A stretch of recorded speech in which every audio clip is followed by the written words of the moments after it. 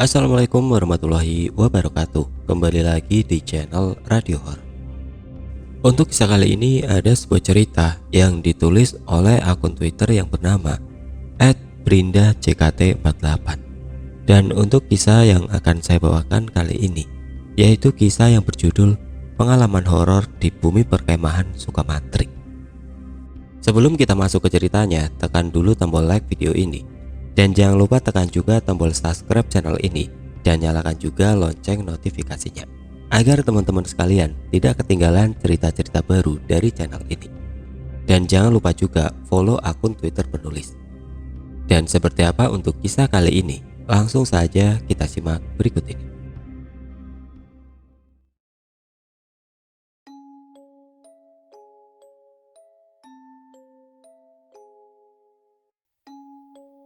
Suatu hari di bulan Januari 2005, karena kesibukan pekerjaan, membuat saya harus pergi sendiri menyusul rekan-rekan saya yang sudah lebih dulu tiba pada hari sebelumnya di Bumi Perkemahan Sukamantri, Taman Nasional Gunung Halimun Salak, untuk mengikuti sebuah acara training camp. Saya berangkat pagi-pagi sekali dan tiba di kaki gunung sekitar jam 8 pagi. Karena sudah pernah berkemah di sana sebelumnya, saya pun memutuskan untuk naik sendiri ke lokasi. Ketika melewati perkampungan penduduk di daerah Ciapus, saya yang ingin menghemat waktu memutuskan untuk menumpang motor penduduk setempat yang juga sebagai tukang ojek. Anehnya, awalnya tidak ada yang mau, walaupun saya sudah bilang akan saya bayar lebih. Namun, setelah memohon dengan menawarkan bayaran lebih tinggi dari biasanya, akhirnya ada juga seorang penduduk yang mau mengantar saya. Setelah menumpang motor dan melalui perjalanan menanjak penuh liku dan guncangan, singkat cerita kami tiba di sebuah jalan setapak menyempit yang dipasang portal. Saya pun turun untuk memeriksa, namun ternyata portal tersebut dirantai, jadi tidak bisa dibuka. Saya ingat jalan ini dan lokasinya tidak terlalu jauh lagi dari sini, paling-paling sekitar 1 jam berjalan kaki, pikir saya. Saya lalu bicara kepada tukang ojeknya. "Sampai di sini saja kalau begitu ya mas, ini uangnya," kata saya seraya membayar uang yang tadi disepakati. Di sini ada sedikit keanehan. Sambil menerima uang dari saya, si tukang ojek itu berkata kepada saya, "Hati-hati ya dek, semoga lancar selamat sampai tujuan." "Iya terima kasih ya mas," kata saya. "Hati-hati ya dek," ulangnya lagi. Saya mengamati si tukang ojek yang berbalik arah menuruni jalan setapak dengan motornya. Uniknya, bukan fokus menyetir motornya ke arah depan. Si tukang ojek malahan beberapa kali terus menengok ke arah saya yang berdiri melambaikan tangan ke arahnya. Akhirnya setelah si tukang ojek hilang dari pandangan dan suara motornya tidak terdengar lagi, saya pun mengangkat tas dan ransel. Saya berjalan menunduk melewati portal yang dirantai tadi dan mulai menelusuri jalan setapak berbatu. Baru beberapa puluh meter berjalan, saya merasakan sedikit kejanggalan. Di kanan kiri jalan setapak yang saya susuri, terdengar suara kresek-kresek di balik semak-semak. "Ah, itu pasti suara binatang hutan," pikir saya. Saya melanjutkan perjalanan sambil tetap waspada, karena memang di kawasan hutan itu ada macan kumbang. Setidaknya itu yang saya dengar dari pihak penjaga kawasan tersebut waktu saya camping dulu. Sambil berjalan, saya mencoba menikmati segarnya udara pegunungan. Kebetulan cuaca cukup cerah dan hamparan pepohonan hijau membuat mata nyaman. Namun belum lagi lama berjalan, lagi-lagi saya merasakan sesuatu yang janggal. Di arah belakang jalan setapak yang sudah saya lalui, saya mendengar suara langkah kaki yang sedang berjalan. Padahal setahu saya, tadi saya tidak melihat siapapun di arah jalan saya. Saya pun berhenti dan menengok ke belakang. Tidak ada siapa-siapa. Ah, sepertinya itu bunyi gema langkah kaki saya sendiri. Saya mencoba cuek dan berjalan lagi. Setelah berbelok di tikungan, lagi-lagi langkah kaki itu terdengar beberapa puluh meter di arah belakang saya. Saya pun berhenti dan mencoba mendengarkan apa langkah kaki itu juga berhenti. Jika berhenti, berarti benar tadi itu bunyi gema langkah kaki saya sendiri. Tapi suara langkah kaki tadi tidak berhenti, tetap terdengar. Dan saya yakin itu suara langkah kaki manusia, bukan hewan. Saya menunggu siapa yang kira-kira akan muncul. Harapan saya ada penduduk setempat atau pendaki gunung lainnya yang juga hendak ke atas. Lumayan bisa jadi teman ngobrol. Namun setelah ditunggu-tunggu, tidak ada seorang manusia atau satu hewan pun yang muncul. Suara langkah kaki tadi pun menghilang. Kali ini saya penasaran. Saya berpikir, apa ada orang yang sedang ngerjai saya? Untuk menuntaskan rasa penasaran, saya berjalan turun kembali ke arah saya datang tadi. Setelah berjalan beberapa waktu, akhirnya saya tiba kembali di portal yang dirantai tadi. Namun, tidak ada siapa-siapa di sana. Saya duduk sebentar di atas batu dekat portal sambil minum dan mengunyah biskuit perbekalan saya. Sambil minum, saya mengamati keadaan sekitar. Sepi, sesekali ada suara burung disertai kupu-kupu yang melintas. Saya duduk di situ sejenak sambil berharap barangkali si tukang ojek tadi balik lagi menjemput saya. Melihat matahari yang bersinar terang dan cuaca yang cukup cerah, maka setelah menimbang-nimbang, saya pun memutuskan melanjutkan perjalanan melewati jalan yang di portal tadi. Kali ini saya berjalan agak cepat supaya tidak kesiangan. Jam tangan saya saat itu menunjukkan waktu sekitar 8.30 pagi. Setelah beberapa waktu menelusuri jalan setapak, kira-kira hampir 1 kilo, lagi-lagi saya mendengar suara langkah kaki di belakang saya. Kali ini saya abaikan saja. Tetapi kejanggalan rupanya tidak berhenti sampai di situ. Suara kresek-kresek terdengar lagi di kanan kiri semak-semak jalan yang saya lalui. Saya pun berdiam sejenak, bersiap-siap kalau ada hewan liar yang menerkam.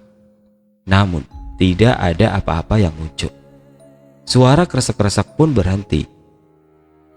Suasana sekitar saya mendadak hening, tidak ada suara burung atau hembusan angin. Anehnya, suara langkah kaki di arah belakang saya tidak berhenti. Pasti ada yang tidak beres, teriak saya dalam hati. Adrenalin saya langsung naik, bulu kuduk pun terasa merinding. Bodohnya, saya malah teriak, "Halo, siapa ya di situ?" Tidak ada jawaban, tapi suara langkah kaki tadi masih terdengar. Walaupun jarak dengarnya tetap sebatas itu saja, tidak berubah, hanya sekitar beberapa puluh meter di belakang saya. Masalahnya, tidak ada siapa-siapa di situ. Kali ini saya panik. Akhirnya dengan menguatkan diri, saya berlari naik ke arah atas gunung sambil menenteng tas saya yang lumayan berat. Setelah hampir kehabisan nafas, saya akhirnya berhenti berlari. Suara langkah tadi sudah tidak terdengar lagi. Setelah berjalan kaki lagi beberapa waktu, akhirnya saya berhasil sampai di sebuah gapura sederhana bertuliskan Kujang Rider. Saya senang karena ingat dengan gapura ini. Dulu saya pernah berfoto di sekitar gapura ini bersama beberapa rekan peserta training camp.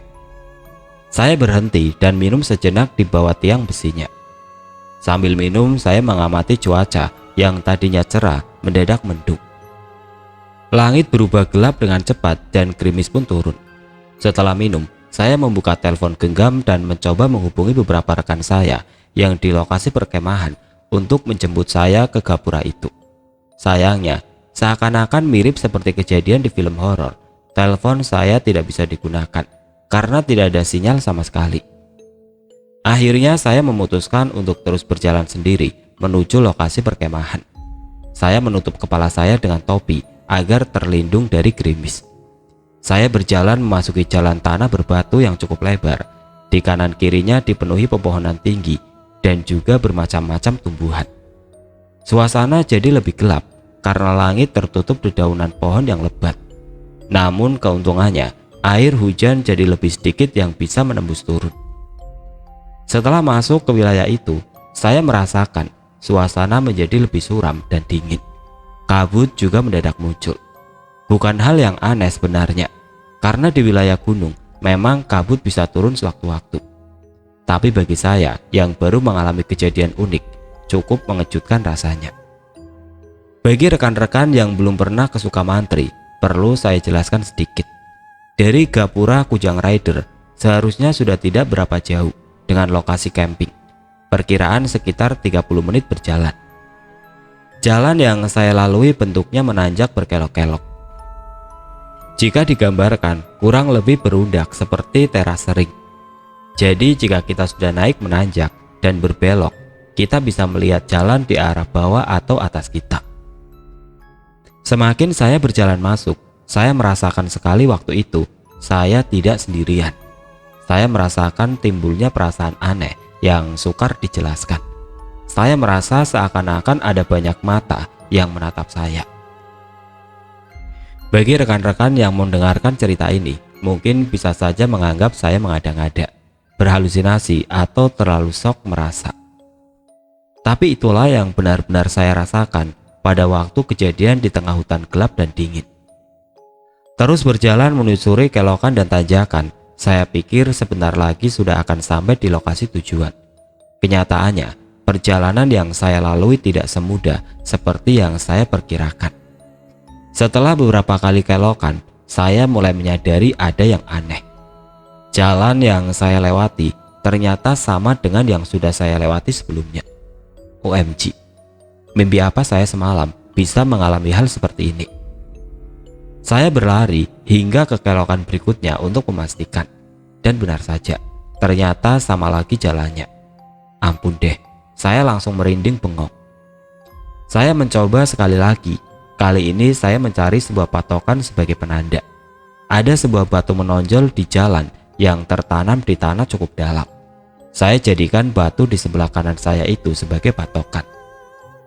Saya berlari lagi ke kelokan berikutnya dan itu dia batunya di depan saya. Jalan yang tadi lagi. Jalan yang mestinya sudah saya lewati, kini ada lagi di hadapan saya. Masih belum yakin, saya pun balik arah keturunan ke kelokan sebelumnya. Dan saya sampai ke jalan yang sama lagi. Saya langsung pucat dan lemes. Kali ini benar-benar ada yang gak beres. Apa iya gue bakal mati di sini ya? Pikir saya dengan panik. Saya yang mulai kedinginan karena dilanda panik ditambah gerimis yang semakin deras. Akhirnya duduk dekat batu patokan tadi. Saya meneguk minuman yang tersisa tinggal sedikit. Saya cek bekal biskuit saya di dalam tas juga sudah habis. Saat itu sambil duduk terdiam, saya yang sudah gemetar dan kebingungan, akhirnya pelan-pelan melafalkan doa dalam hati. Refleks tangan saya meraih telepon genggam di kantong. Berusaha mengontak teman-teman saya di lokasi camping, tapi lagi-lagi tidak berhasil karena tidak ada sinyal satu bar pun. Setelah duduk beberapa waktu dan tidak terjadi apapun, saya lalu mengumpulkan keberanian dan berdiri. Saat itu terasa sekali kepala saya berat dan perasaan aneh yang sejak tadi melanda kembali saya rasakan. Saya merasa banyak yang menatap saya dari balik pepohonan dan gelapnya hutan. Rasa diamati yang pekat itu membuat saya gemetar dan jantung saya berdetak keras. Akhirnya dengan badan gemetar, saya memutuskan berjalan lagi naik ke arah tujuan utama, camping ground. Sampai di sini, ada bagian yang tidak saya begitu ingat, yaitu berapa lama saya berjalan. Yang saya ingat, setelah berjalan menanjak, naik dan berbelok, saya tiba-tiba melihat seorang laki-laki separuh baya berjalan turun dari arah yang berlawanan dengan saya. Tampaknya seperti pengunjung lokasi camping juga, atau mungkin penduduk sekitar, entahlah. Saya pun merasa amat gembira dan berlari ke arah si bapak itu. Saya panggil-panggil dia. Pak, tolong pak, saya tersesat. Anehnya, si bapak itu seperti tidak mendengar saya. Sampai ketika dia sudah tiba di dekat saya masih berusaha berbicara dengannya. Saya teriak, Pak, permisi pak. Saya tadi lewat dari arah sana, tapi sekarang saya nggak bisa keluar. Lagi-lagi si bapak tampaknya tidak mendengar saya. Dia berjalan biasa saja. Saya sampai melihat apakah kakinya menapak tanah atau tidak. Tapi saya sudah tidak fokus lagi ke situ, karena saya sudah panik. Akhirnya pas dia berjalan lewat di sebelah saya berusaha menepuk dan memanggilnya. Pak, Pak. Kali ini dia berhenti. Tapi kok aneh, si bapak tampak mencari-cari arah suara saya. Padahal saya jelas-jelas berdiri di depannya.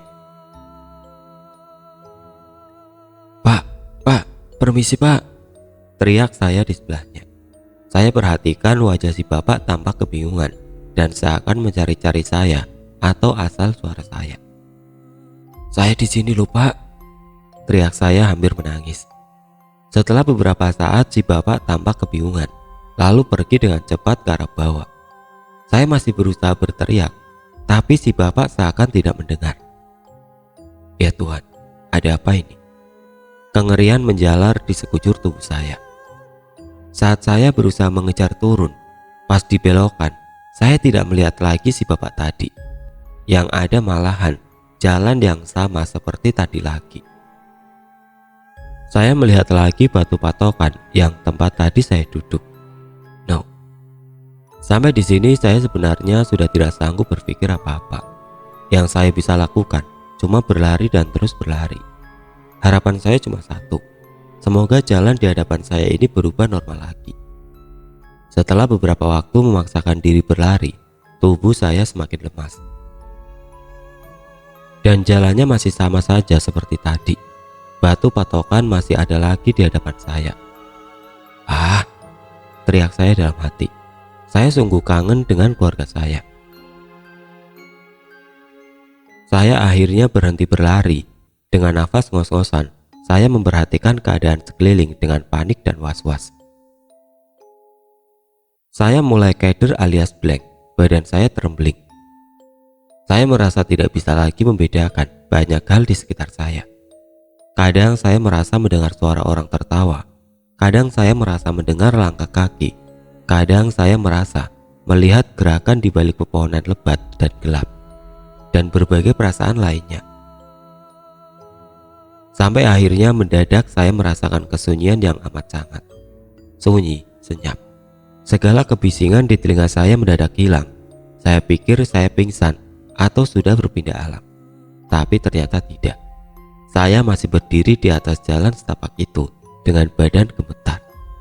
Ransel di punggung, tas tenteng di genggaman tangan. Tiba-tiba, di tengah kesunyian yang pekat itu terdengar suara bayi menangis. OMG, masa iya gema suara tangisan anak bayi di kampung sekitar atau di camping ground bisa terdengar sampai ke tengah hutan? Tapi ada yang aneh dari suara tangisan bayi ini. Suaranya tidak berputar-putar seperti orang tertawa yang saya dengar sebelumnya. Kali ini suaranya tersebut hanya datang dari satu arah. Saya mencoba berjalan ke arah suara tangisan itu, yang ternyata membawa saya naik ke jalan berkelok. Sesampainya di belokan, saya tertegun. Kali ini, jalan di hadapan saya tidak sama. Hore! Teriak saya dengan gembira sampai menitikkan air mata. Betapa senangnya saya melihat jalan di hadapan saya, yang kali ini berbeda dengan yang sudah-sudah tadi. Tidak ada lagi batu patokan di kanan jalan dan berkali-kali saya temui. Saat itu suara tangisan bayi tadi juga sudah hilang dan saya merasakan suasana kembali normal. Tidak kerasa lagi kesunyian yang pekat seperti sebelumnya. Tidak ada lagi rasa ditatap atau diamati. Suasana sekitar juga terasa lebih terang, bahkan gerimis pun berhenti. Sinar matahari juga tampak sedikit menyinari pepohonan di sepanjang jalan di depan saya. Setelah melihat jalan di hadapan saya berbeda, saya tidak berani lagi menengok ke belakang. Saya berlari melintasi jalan baru tersebut. Di tengah jalan, saya terhenti sejenak karena melihat jalan di depan saya tampak seperti ada yang habis melintas. Jalan berbatu di hadapan saya tampak ada bekas tekanan bergelombang. Layaknya ular besar yang melata di atas jalan berbatu itu. Ukuran gelombang di jalan yang seperti bekas badan ular melata itu besar sekali. Layaknya ular naga, lebarnya sekitar 4-5 meter. Tanaman di sekitarnya tampak bergeser dan seperti terbenam akibat gesekan makhluk itu. Ada juga sebuah batang pohon yang miring dan akarnya agak terangkat. Dari mana saya tahu kalau makhluk yang lewat di jalan adalah seekor ular besar? Saya hanya berasumsi, sebab di dalam tanah bekas makhluk melata tersebut ada banyak sisik seperti ular. Dalam pemikiran saya saat itu, layaknya seperti ada hewan melata yang habis ganti kulit di situ. Saya berhasil meloncatinya. Untung tidak terpleset dan jatuh di genangan tanah merah bercampur sisa sisik-sisik tadi. Setelah itu saya bergegas lari menyusuri jalan selanjutnya. Setelah berjalan beberapa waktu dengan tanpa hambatan, akhirnya saya berhasil mencapai pos masuk Sukamantri Camping Ground. Hati saya melonjak. Belum pernah saya sesenang itu melihat pos tersebut. Saya pun berjalan dan melangkah menuju ke warung-warung di sebelah kanan pos yang dibuka oleh penduduk setempat. Setibanya di sana, saya segera merebahkan diri di kursi panjang yang terletak di depan warung. Beberapa penjaga warung yang melihat pucatnya wajah saya dan tampak sangat kelelahan, lalu mengajak ngobrol.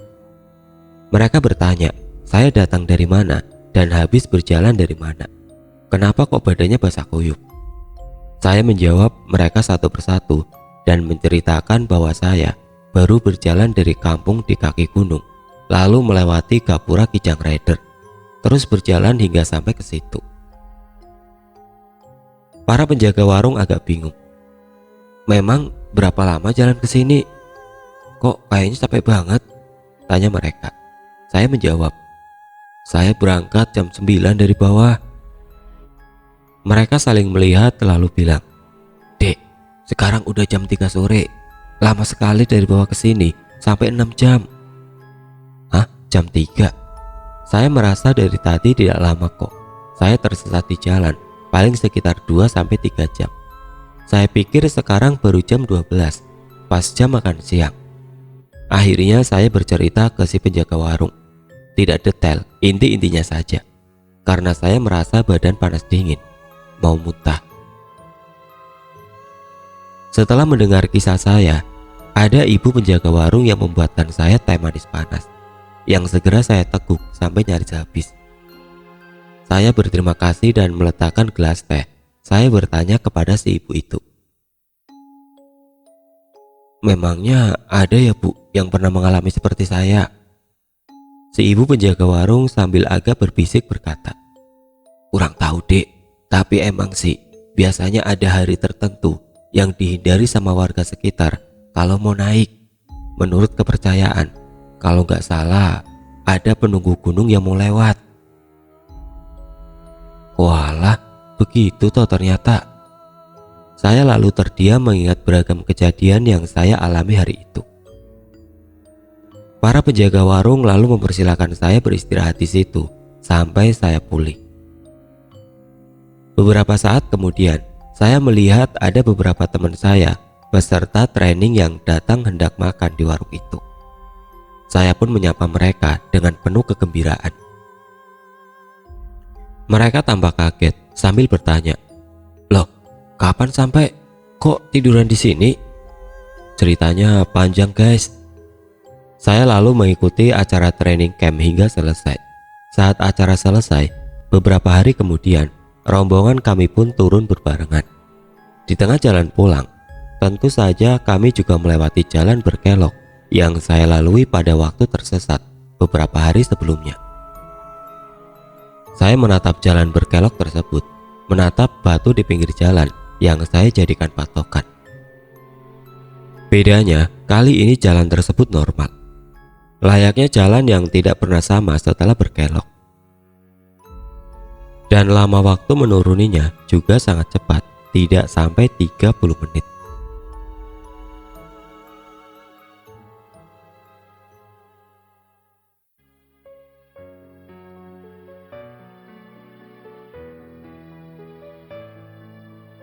Oke teman-teman, sekian untuk cerita kali ini. Bagaimana menurut kalian tentang kisah ini? Tulis komentar kalian di kolom komentar. Dan bagi teman-teman yang baru bergabung, jangan lupa untuk like, komen, share, serta subscribe channel ini. dan nantikan kisah-kisah horor berikutnya tetap di channel Radio Horor. Wassalamualaikum warahmatullahi wabarakatuh.